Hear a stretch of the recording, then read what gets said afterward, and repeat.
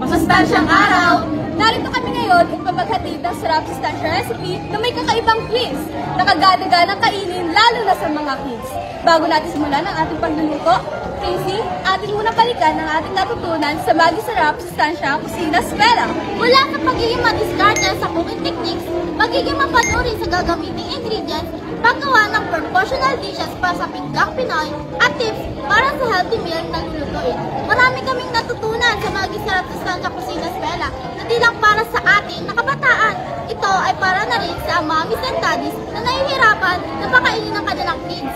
Kaya kami ay namimigayat na kayo ay kumain ng masustansya pagkain. Kyle, ano nga ba ang ating lulutuin? Kaya naman ngayong araw, kami ang magluluto ng sustansya na meal na healthy na, budget-friendly pa. Kami ay bumase sa pagiging sapat ng Grow, Glow, and Go foods na dapat ay balanse. Mula sa budget ng 500 pesos, meron na tayong magagawang 3 masasarap na dishes na swak sa 4 na tao. Kaya stay tuned at siguradong mapapangiti at matatakam kayo. Kaya tara, simulan na natin! Manok, talong, kalabasa, sitaw, pechay, cheese, at ang special ingredient, ang Maggi Magic Sarap. Handa ng ating mga ingredients at pwede na tayong magsimula. Ang unang magical sustansya na dish na ating lulutuin ay ang chicken veggie roll, na hindi lang meaty at cheesy, masustansya rin dahil sa dala nito ang vitamins and fiber. Bago natin simulan ang ating pagluluto, dapat tayo muna ay maghugas ng kamay para maiwasan ang pagkalat ng mikrobyo. Pagkatapos nating maghugas ng kamay, ay tayo naman ay magsusuot ng plastic gloves para sa mas malinis at safe na pag-prepare ng ating dish. Ayan, handa na tayo! Unang hakbang sa paggawa ng chicken veggie roll ay ang pagsisisa ng ating chicken na nagsisilbing base ng ating dish. Ngayon, pwede na natin itong i-roll gamit ang aluminum foil. Ang una nating ilalagay ay ang ating chicken.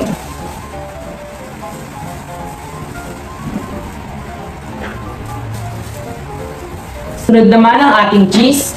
At para sa dish na ito, 2 ang ilalagay nating cheese.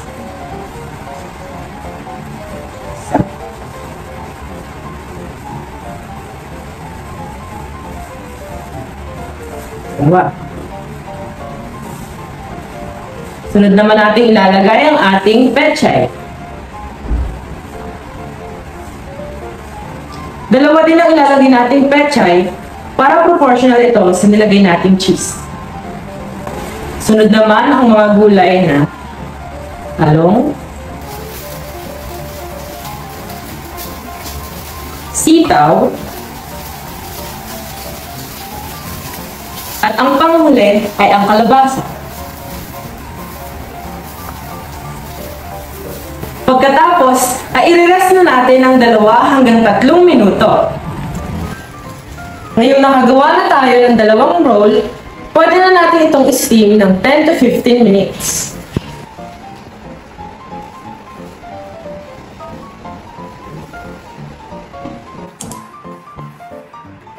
Ngayon, iprito na natin ang ating chicken veggie roll. Pero bago yan, i-coat muna natin ito gamit ang FEM technique, ang flour, egg, and breadcrumbs. At dapat, nakaready na ang oil na ating gagamitin sa ating pagpiprito ng chicken veggie roll.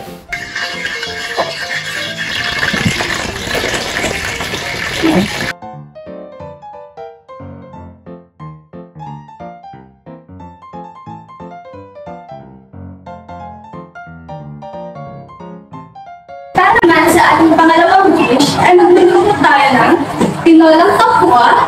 Ang ating pangunahing ingredients na tokwa ay mayroon sa protina, meron ditong calcium at iron na kailangan natin para sa grow food.